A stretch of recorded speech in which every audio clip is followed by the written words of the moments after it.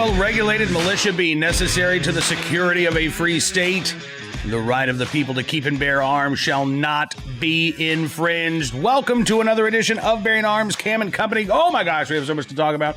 We are going to talk about the elections in Virginia and New Jersey. But before we get to that, because I've already written a couple of pieces at Bearing Arms, we got to talk about what's going on in the Supreme Court today. Oral arguments in New York State Rifle and Pistol Association versus Bruin taking place on Wednesday morning. I had the chance to listen to the vast majority of the oral arguments, but I wanted to get this show up and out. So I am actually recording this as the plaintiffs in this case are offering their rebuttals. So the way the oral arguments work, Paul Clement, who's former Solicitor General, he is the attorney representing the New York State Rifle and Pistol Association and two of its individual members in their case against New York State.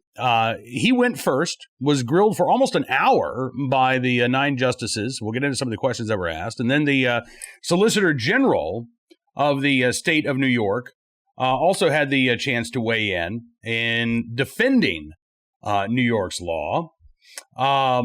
And then the Solicitor General of the United States, who is also representing the Biden administration, and they're siding with the state of New York, they had the chance to weigh in as well.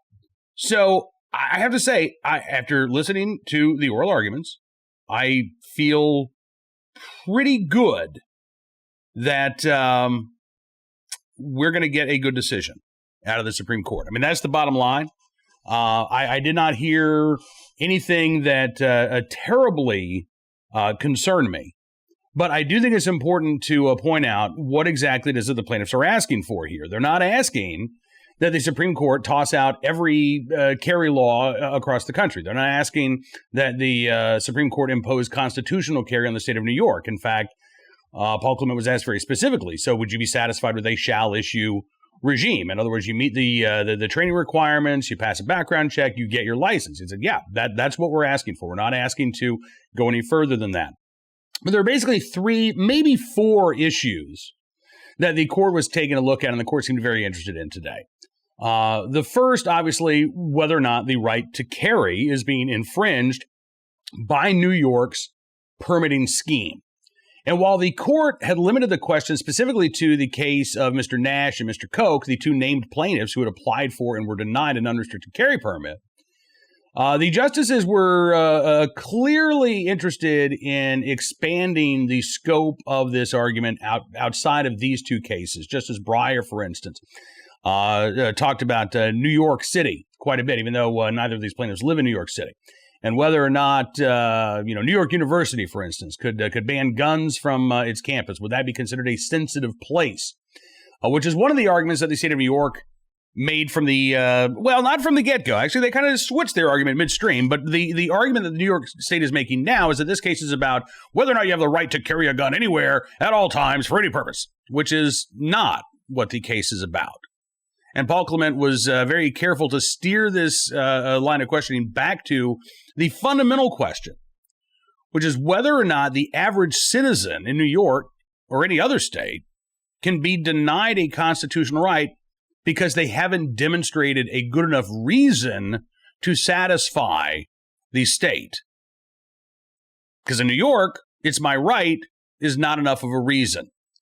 In fact, the Solicitor General from the state of New York was even asked at one point by Justice Breyer, okay, so you've got a guy who lives in New York City, works in New York City. Maybe he's a doorman. Maybe he, he's a custodian, but he works long hours. He gets off late at night. He has to take the subway. Maybe he's got to take a bus home. He lives in a bad neighborhood. He's worried about being mugged. You're saying that person would ordinarily not get a permit to carry because they haven't articulated some sort of special need to do so. And the Solicitor General, Barbara Underwood, agreed. Said, yeah, that's basically right. And she pointed out, I mean, look, you're talking about somebody who's riding the subway. You're talking about somebody who's riding the public bus. Allowing them to carry a firearm, by my goodness gracious, that just makes things more dangerous for everybody, including the armed citizen. or a potential criminal. So you've got the basic argument of, okay, are we talking about a right or are we talking about a privilege here? And how much can we restrict, how much can the state of New York restrict that right, if indeed we are talking about a right, which clearly I think we are. Then there was the issue of the standard of review. What legal standard should the Supreme Court use to decide this case? Should they use the history, text, and tradition? Should they use strict scrutiny? Should they use intermediate scrutiny? Justice Kavanaugh seemed very uninterested in adopting either an intermediate scrutiny standard for Second Amendment cases or even a strict scrutiny standard. As he said, you're running the risk of dealing with a balancing test in all of these cases here, where the lower courts can say, well, yes, your right is being infringed, but we got to balance that infringement on the public safety benefit that the state or a city claims to receive from having these gun control laws in the books. Kavanaugh seemed to think that the history, text, and tradition test was the right standard of review. So, again, that's one of 9 justices. But you've got the issue of the right to carry. You've got the issue of what's the standard of review. As I mentioned, you've also got this issue of the sensitive places argument, which New York brought up in its briefs and appeared to be a question of a great interest. I mean, the conservative wing of the court peppered Paul Clement with questions about the standard of review. About sensitive places. Well, could this be considered a sensitive place? Could that be considered a sensitive place? And Paul Clement reminded the justices, look, you don't have to deal with that issue. Despite the fact that New York wants to muddy the waters here and say that this case is about the right to carry any gun anywhere at any time, it's really not. It's about whether or not the average citizen can obtain a permit to carry. That's what this case is all about. It's not about where they can carry. It's about who can carry. Now, there might very well be some follow-up litigation surrounding the issue of sensitive places, but that's not the fundamental question before the court today. So I want to just highlight a couple of, I got to thank my friend Stephen Gutowski of the Reload for live tweeting the oral arguments. And I want to highlight a couple of the points that some of the justices made. Justice Kavanaugh, for instance, said the core problem is with the discretion given to government officials to determine who can and who can't exercise a constitutional right.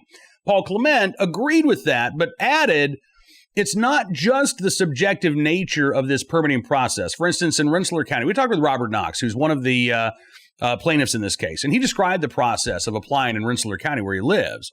And there are about 6 judges who get randomly assigned, the applications when somebody says, I'd like to be able to carry a firearm.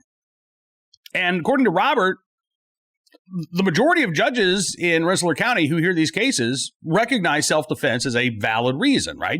I want to be able to carry because I want to be able to protect myself. That's fine and dandy. Here's your unrestricted permit. But not every judge feels that way. And if you're unlucky enough to get a judge who says, I don't think anybody has the right to carry, you're hosed. There's nothing that you can do.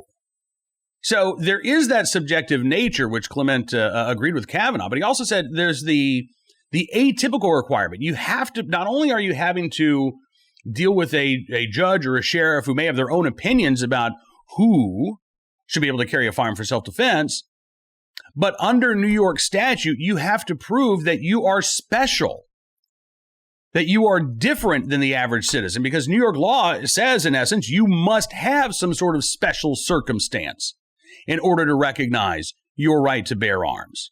That's not how rights work. And Paul Clement pointed that out to the justices. Justice Sam Alito took issue with the defense's description of an early 19th century North Carolina statute, accusing them of not being completely upfront with the court by cutting out a key descriptor included in the statute. Yeah, that's pretty interesting, because they're arguing that the history and the text and tradition of the right to bear arms in this country allows for the types of restrictions that New York has in place, that these, are in line with other restrictions on the right to carry that we have seen throughout the centuries. But they misrepresented one of these statutes that they're using in their evidence, which, again, not good for the state of New York. But I think the state of New York ultimately is hindered by the fact that they have a losing argument. They are trying to argue that a right found in the Bill of Rights, it's right there, right of the people to keep and to bear, is not really a right at all. And it shouldn't be treated as a right. It should be treated as a privilege to be doled out by the state. Now, again, that's their position. That's really the only position that they could take in defending their law, but it's not a good argument. Let's see some of the other comments from the justices here. Chief Justice Roberts questioned why somebody should need a license that confirms a special need to exercise a constitutional right. He says we wouldn't allow that for the First Amendment. You're right. By the way, again, I don't think you can necessarily judge how any of these justices are going to rule based on their questions and oral arguments. But if you were going to assume that, then I think you'd have to assume that Chief Justice Roberts is going to be in the majority on this case, that we are probably looking at a 6-3 decision as opposed to a 5-4 decision. Roberts seemed to get it. He seemed to get the fact that you can't treat the Second Amendment as if it is a disfavored right or as if it is a second-class right just because you think guns are icky or you think that gun ownership automatically leads to more crime. You may believe that, but that doesn't give you the justification or the legal rationale to treat the right to keep and bear arms as if it is an afterthought. And again, I think Justice Roberts got it. There was also, because there was a lot of questions about the history, text, and tradition of the right to bear arms, a lot of questions about the history of New York's law, the Sullivan Act, which was put in place in 1911. And there's plenty of contemporaneous evidence that the reason for the Sullivan Act, for the May issue permitting scheme that's in place in New York, was to, at the time, deprive immigrants, deprive racial minorities from exercising their right to bear arms, because only the right sort of folks should have the right to carry a firearm in self-defense. Justice Alito actually posed this question to the U.S. Solicitor General. He asked if the anti-Italian, anti-union, and anti-black sentiments during the enactment of New York's concealed carry law played a role in its adoption. And the U.S. Solicitor General said those attitudes existed, but is not convinced that it motivated the law.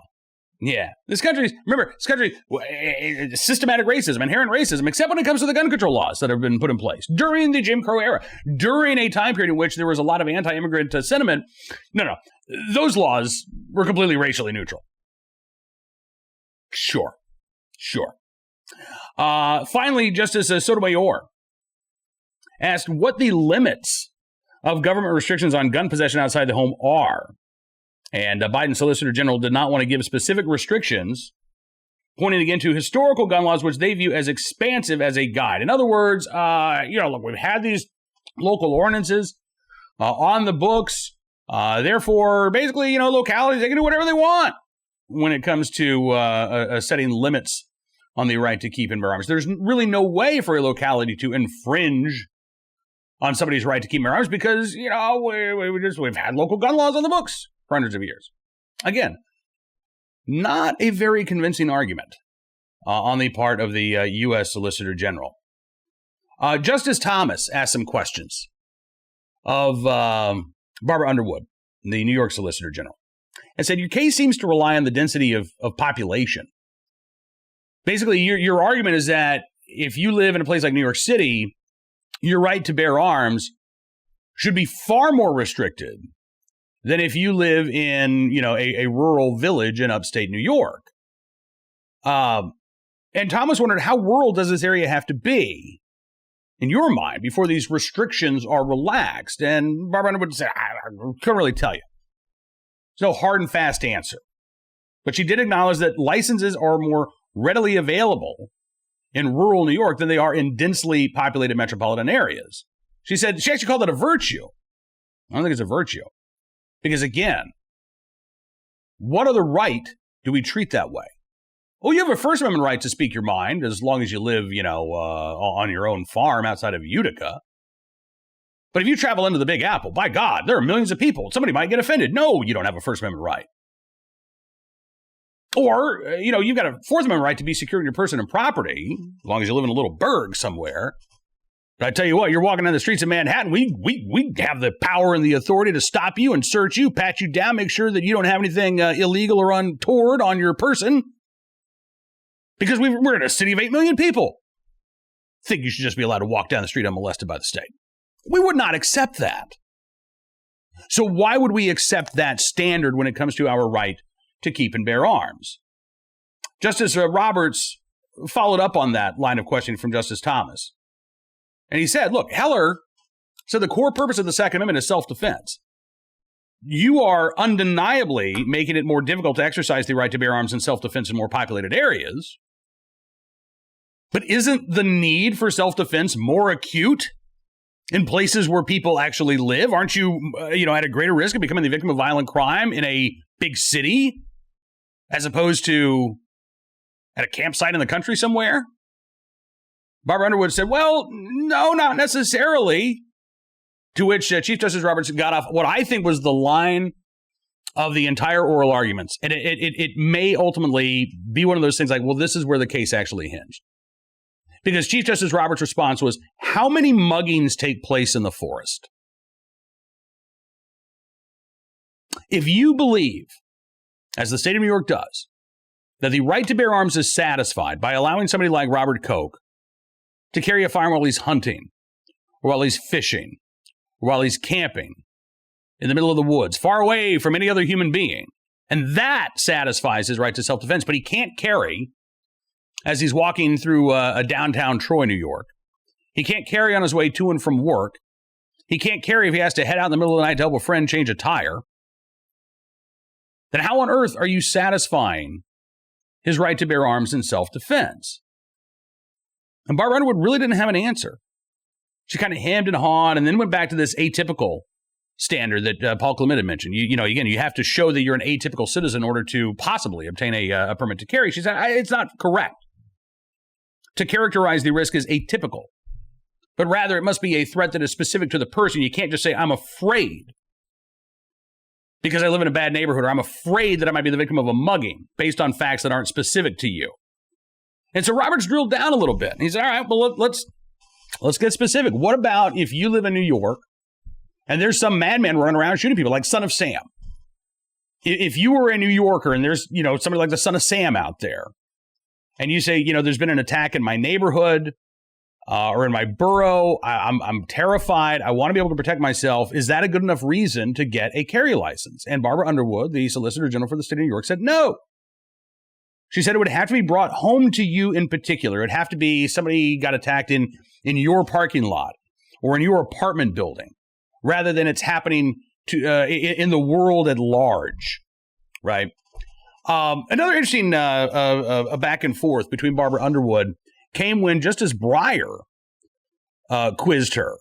Actually, I mentioned this, Justice Breyer talking about that scenario of the individual who lives and works in New York City, would like to be able to carry because they live in a bad neighborhood.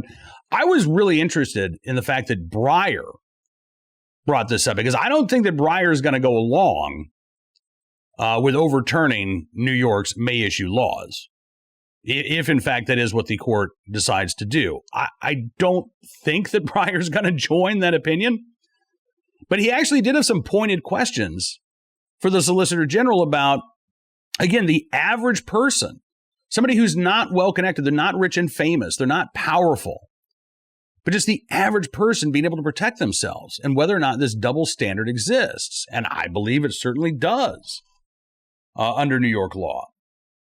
So it was a long and detailed oral argument between, again, Paul Clement, Barbara Underwood, the U.S. Solicitor General, the 9 justices of the Supreme Court. I think the justices asked some probing questions. But my takeaway after listening to the oral argument is that a majority of the justices seem to understand what's at stake here. And it's not that Paul Clement and the plaintiffs are asking to overturn every New York gun law, even though they might want to see every New York gun law overturned. They're not asking for the Supreme Court to throw out, 42 states shall issue laws and adopt a nationwide constitutional carry standard, as much as we might like to see that. The question before the court is really simple. no matter how complicated the state of New York or the Biden administration wants to make it. The Second Amendment says that we have the right to both keep and bear arms. The Supreme Court has said that the core purpose of the Second Amendment is self-defense inside the home. But in Heller, they did acknowledge that that right to carry outside of the home, it does exist. Because Justice Scalia talked about how that right might not apply to carrying in sensitive places. But Justice Scalia didn't say anything about that right not applying outside of the home at all. And so the question really is, can a state like New York or California or Massachusetts or New Jersey or Maryland or any of the other 8 may-issue states out there, can they deny the average citizen who has no special need to carry a firearm, who cannot point to any specific threat against his or her life, can states still deprive those individuals of the right to bear arms in self-defense outside of their home? It's not about time, manner, place restrictions. It's not about sensitive places. Again, those issues may get litigated in the future. But the court doesn't have to answer those questions right now. What the court does have to decide is whether or not the right to bear arms is actually a meaningful part of the Second Amendment, or whether states can decide that it's optional. So we're going to talk more about this on tomorrow's program. We're going to bring in some legal eagles because I want to get some lawyerly perspectives to the oral arguments. But as I mentioned, I had to do this show as the oral arguments were wrapping up. So it was difficult to get those experts to peel themselves away from the oral arguments. But we are going to have a follow-up on tomorrow's Cam and Company.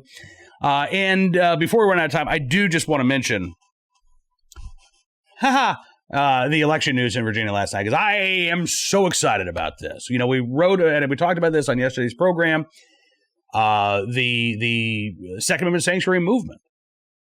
And were guns the hidden issue in the Virginia election? Because Terry McAuliffe, while on his campaign website is talking about wanting to ban guns in magazines, didn't bring it up on the campaign trail.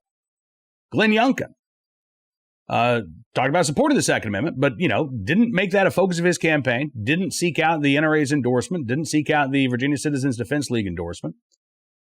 And we talked about, again, the strategic reasons, I think, for both of those campaigns to sort of ignore the issue because they were afraid of energizing their opponents.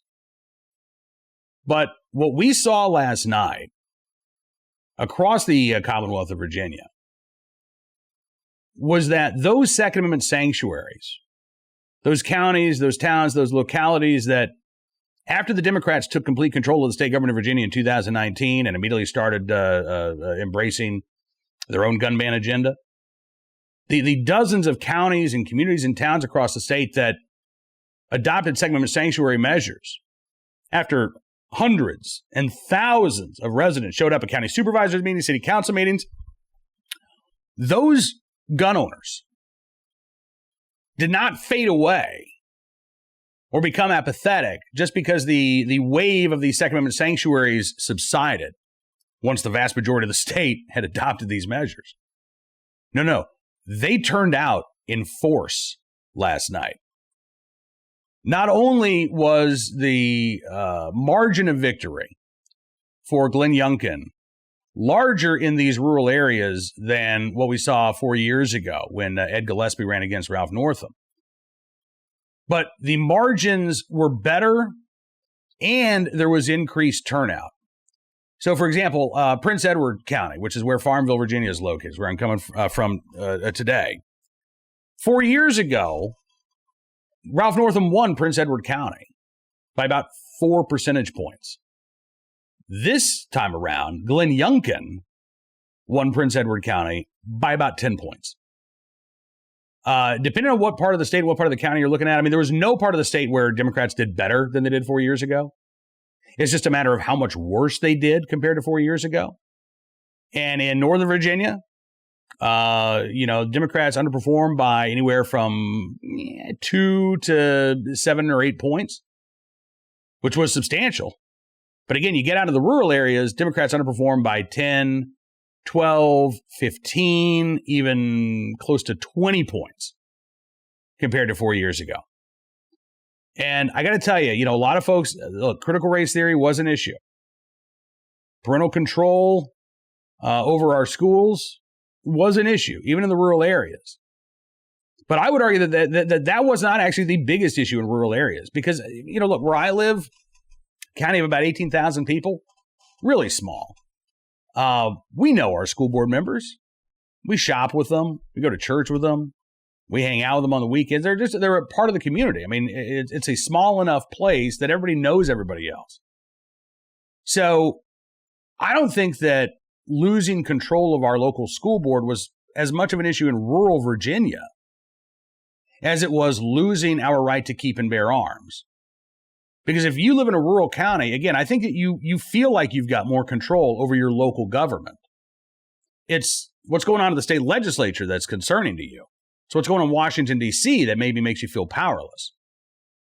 So I truly do believe that in rural Virginia, the Democrats' push for gun control actually played more of a role in this election than critical race theory or schools. In rural Virginia. Now, you get into the Northern Virginia suburbs, you get into Fairfax County, you get into Loudoun County, I think that calculus changes. Certainly, there are still a lot of gun owners up there. But I think the bigger issue in Northern Virginia was the schools.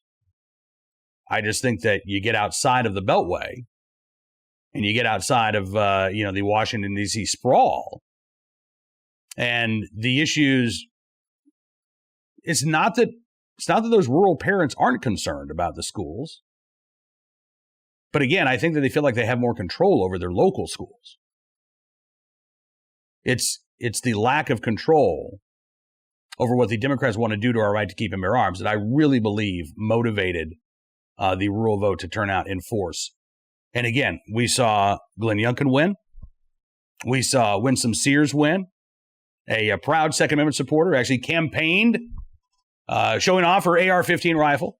First black female lieutenant governor in the state of Virginia. I've had the opportunity to interview Winsome Sears, hoping to have her back on the program again very soon. Very, very cool lady.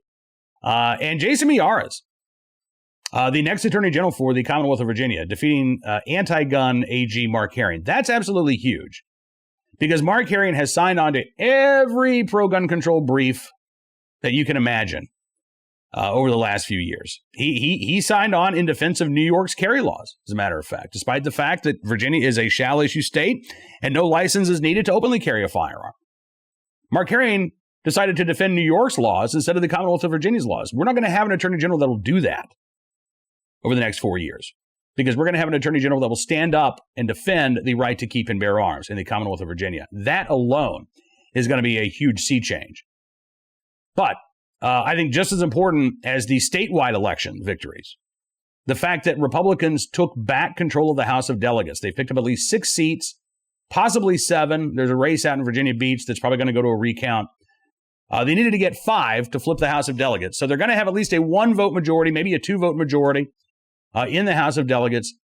And that not only is going to serve as an impenetrable roadblock for gun control bills coming out of the Senate, but I think it gets us a lot closer to being able to repeal some of these laws if we are able to continue to make progress and we're able to take back the state Senate in 2023. This was a hugely important night for gun owners in Virginia. Obviously, the New Jersey elections have shocked a lot of people. It may go to a recount. Phil Murphy probably going to pull out a win, but he won by 16 points 4 years ago. He's going to win maybe by a point, maybe 2, depending on what the mail-in ballots look like. Tuesday night was a rejection of the anti-gun, anti-Second Amendment, anti-civil rights attitudes and ideology that are found far too frequently on the left in both the state of New Jersey and the state of Virginia. I think gun owners made a huge impact in these elections. And I am so proud and so grateful for all of my fellow Virginians who went out and voted, who didn't buy into the idea that the state was lost forever. Listen, I was concerned. My wife and I had some conversations about, look, if Terry McAuliffe wins, can we really stay here? I mean, our kids are going to graduate from high school this year, youngest. So we'll be, sort of empty nesters. We don't need to be here. My wife loves her oncologist. That would probably be the primary reason we would have stayed had Terry McAuliffe won. Because the conditions were as favorable as we will see for a Republican victory in Virginia. And we got that Republican victory, which reassures me that this state is not lost. It is not a deep blue state, at least not always. And we do have the ability to win these elections in these battleground states and to ensure that the threats to our right to keep and bear arms can be stopped in their tracks. And that's exactly what Virginia gun owners did last night. So again, congratulations to all of the other Virginia gun owners out there. We did it. I'm looking forward to seeing you at the state capitol for the next Lobby Day rally in a couple of months. I think we're going to celebrate. It's going to be a good day. And then after that, hopefully we'll get a great decision from the Supreme Court as well when it comes to the right to carry. So all in all, I got to say, not a bad Wednesday. I'm feeling pretty good, and I'm glad that you were a part of the program today. We will be back tomorrow, as I mentioned, with more of the latest Second Amendment news and information from all across the nation. We'll also get back to our armed citizen story, our good deed of the day, our recidivist report as well. But until then, be well, be safe, and be free.